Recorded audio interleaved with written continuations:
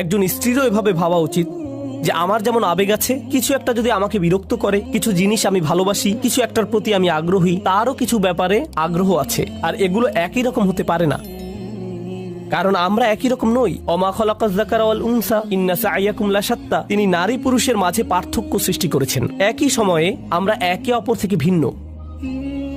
আল্লাহ বলছেন, যখন মিন আনফুসিকুম আজওয়াজান, এই শব্দগুলোর মাঝে সত্যিই খুব সুন্দর একটা ইশারা রয়েছে, চমৎকার একটা ইঙ্গিত রয়েছে এই শব্দগুলোর মাঝে। যেহেতু সে আমার থেকে এসেছে, আমাকে সেই অনুভূতিটি বোঝার চেষ্টা করতে হবে।